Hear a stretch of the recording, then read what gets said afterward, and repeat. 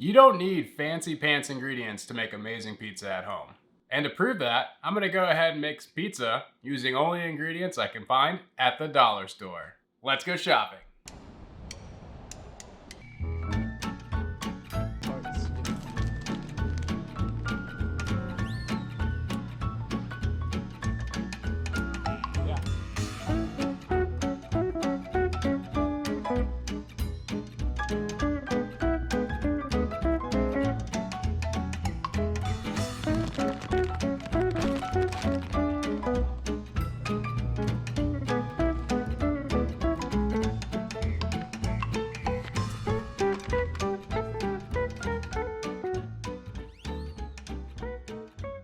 Alright, here's my Dollar Tree haul. I've got some knockoff brand all-purpose flour, olive oil, basic spices, frozen steak, generic canned tomato, shredded mozzarella, sriracha Doritos, and some frozen onions and peppers. It's honestly more than I expected to find.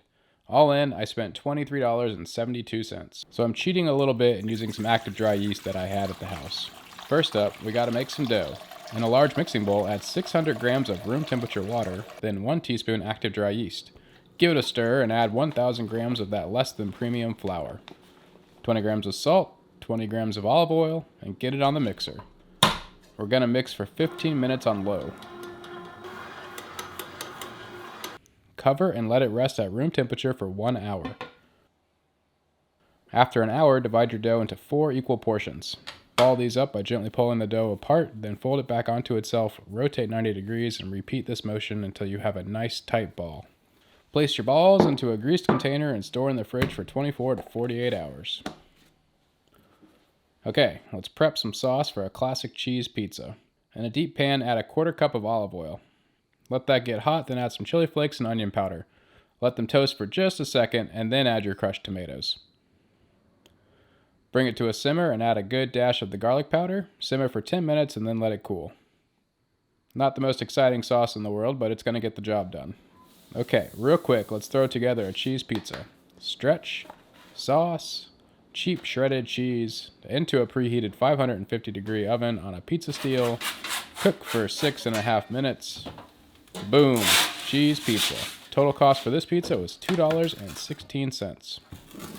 9 out of 10 people are going to consider this a very good pizza. It's leaps and bounds better than any frozen pizza or most delivery pizzas you're going to get.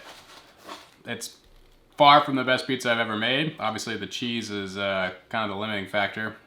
Burns before it melts and it's a little bit gooey, but the crust turned out great despite using cheap flour. Not a terrible pizza. But let's see if I can't kick things up a notch with the second one. This thing has been in the fridge overnight to defrost. We're going to give it a healthy seasoning with some onion salt and red pepper flakes. Maybe not that healthy. Give that a little rinse and I'll try again. Rub those seasonings in there real deep. Give that meat a deep tissue massage.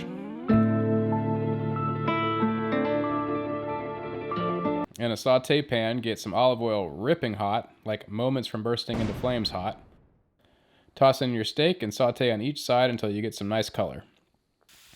We're not trying to cook the steak through, just give it a little color and cook in some nice flavor. Pull it from the heat and set it to the side to rest for 10 minutes or so. Then slice it thin against the grain. Okay, let's prep some veggies. Again, ripping hot pan with olive oil. Toss in your veg, still frozen. These things actually put off so much water initially that I had to drain the entire pan and start over. You want as little liquid as you can in the pan. We're trying to get some color on these vegetables, not boil them. Finally, throw some of those delightful sriracha Doritos into a freezer bag and crush them to pieces. A little MSG makes everything better.